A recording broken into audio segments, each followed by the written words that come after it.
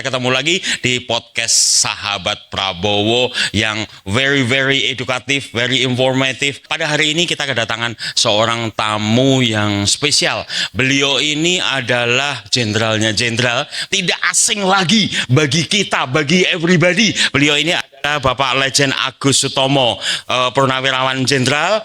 Beliau ini pernah menjabat sebagai Pangdam Jaya, kemudian pernah menjabat sebagai Danjen Kopassus, kemudian beliau juga pernah menjadi dan Pas Pampres. Ini adalah sebuah achievement yang luar biasa dari beliau, dan kita akan mendapatkan information of the information yang akan mencerahkan kepada kita, yang akan membawa kita kepada smarter view. Gini Pak Jenderal, ini kita menghadapi isu-isu atau narasi-narasi yang dibangun di luaran sana yang mengatakan bahwa Pak Prabowo sebagai Menteri Pertahanan, kenapa beliau itu membeli pesawat Mirage yang ini sudah katakanlah second hand gitu, sudah use. Kenapa kok kita tidak membeli yang baru, Pak? Kalau kita bicara sebuah alutsista, mari kita berpikiran positif dulu, positive thinking.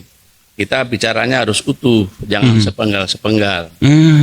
Karena seluruh prajurit TNI, apalagi perwira tinggi, perwira menengah, semua tahu, ya kan?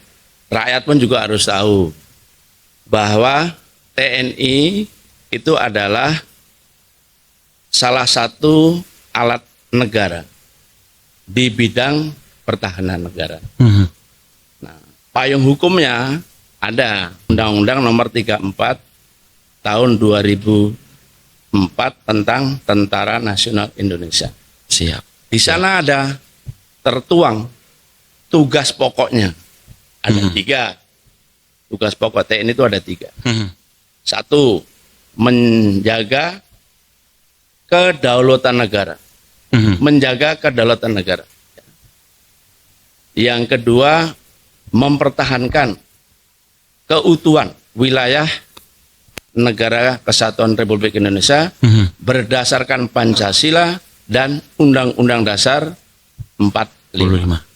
Yang ketiga, melindungi segenap bangsa dan seluruh tumpah darah dari kemungkinan adanya ancaman dan gangguan, baik yang datang dari dalam maupun dari luar, yang akan mengganggu keutuhan bangsa dan negara. Sudah jelas di situ. Nah, pemerintah telah membuat kebijakan namanya kekuatan kemampuan minimal. Sampai hari ini belum terpenuhi. Masih dalam proses. Jadi minimumnya pun belum terpenuhi. Masih. Jadi proses. Ini menjadikan sebagai tingkat urgensinya very high gitu ya. Iya. Sehingga mau tidak mau kita harus mengambil ini gitu ya. Nah, Pak Menhan ini sudah menjabat ini tahun keempat. Beliau sudah melakukan hal-hal percepatan di bidang pertahanan negara, baik itu peningkatan sumber daya manusia maupun penambahan dan peningkatan kuantitas dan kualitas alutsista, baik yang untuk prajurit-prajurit angkatan darat maupun angkatan laut dan angkatan udara. Nah, hari ini yang saya bilang tadi, kemampuan kita yang minimum aja sebelum terpenuhi. Ya bahaya kalau gitu. Ya, sehingga untuk percepatan, beliau mengambil sikap, mengambil kebijakan, melakukan pengisian penambahan alutsista untuk angkatan udara dengan pesawat Mirage dari Qatar itu Qatar yang sudah siap operasional. Ready for fighting gitu ya. Ya, karena Bang Dul harus tahu, rakyat juga tahu, para perwira juga tahu bahwa beli pesawat tempur paling cepat 7 tahun. Ini pesawat ini udah jadi untuk mengisi penambahan kekuatan angkatan udara tadi, maka yang sudah siap operasional dulu yang diambil. Dan begitu. Pak Prabowo tidak berhenti di situ, Pak Menhan. Sambil menambah kekuatan yang ada dulu, sambil membuat atau membeli pesawat-pesawat tempur yang baru. Jadi at least itu target minimumnya setidaknya terpenuhi gitu kan ya. Berarti ini tingkat urgentnya very tinggi, very high. Jadi jangan memang mandatory. Satu penggalan bahwa pesawat ini bekas.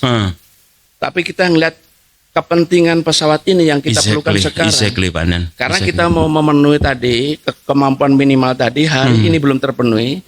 Nah, beliau untuk mengisi itu yang sudah siap dulu, yang sudah ready.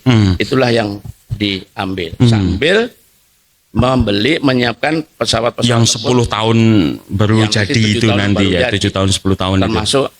kekuatan angkatan lautnya, kapal-kapal tempur, termasuk angkatan daratnya, mungkin mesin-mesin perang alutsista seperti tank dan lain sebagainya. Tapi ngapunten Pak Andan, mohon maaf. Bukankah ini narasi yang dinarasikan oleh mereka-mereka itu, bukankah kita ini sekarang dalam posisi aman, tidak perang? Kita ngapain sih kita membeli? Apakah itu tidak wasting money, sia-sia seperti itu? Itu narasi yang mereka bangun, Pak Andan. Mohon klarifikasi dari Pak Andan untuk bisa menjelaskan kepada kita, mencerahkan kepada kita, sehingga kita nanti dalam mengambil narasi itu bisa komprehensif gitu. Silakan Pak Andan. Kondisi aman. Kita tidak boleh menyederhanakan masalah. Jadi prinsip kita, sebuah negara kalau mau aman harus siap perang. Kalau mau aman siap perang. Sama dengan kita mau pergi. Kalau kau mau aman, bawa bekal yang cukup.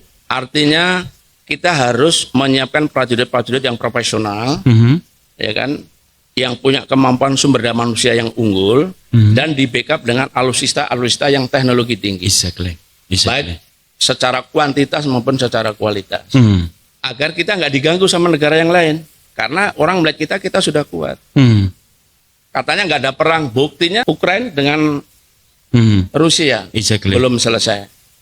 Emang musuh memberitahu kalau mau nyerang sama kita? Oh ya nggak mungkin ya. Artinya tadi sedia payung sebelum hujan itu. Yang kedua, ini hal yang prinsip sesuai dengan amanah undang-undang. Pembelanjaan alutsista jangan dianggap hal pemborosan.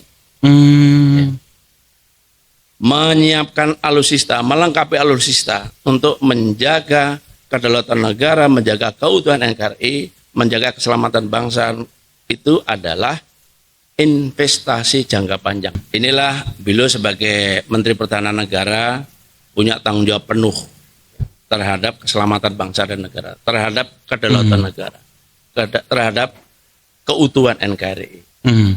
Ya kan? Betul. Maka beliau harus lakukan langkah-langkah pencegahan secara maksimal.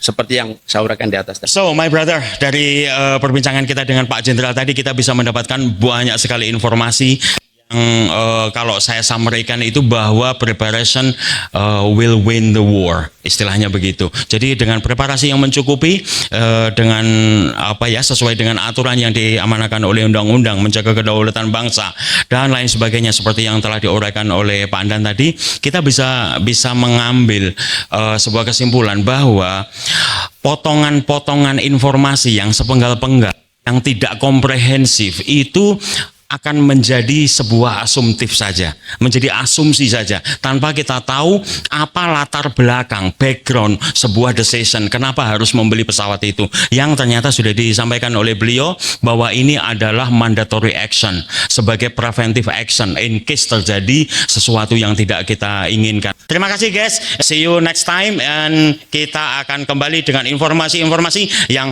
tentunya luar biasa. Don't forget, Prabowo Wis wayai. Alhamdulillah. Masya Allah.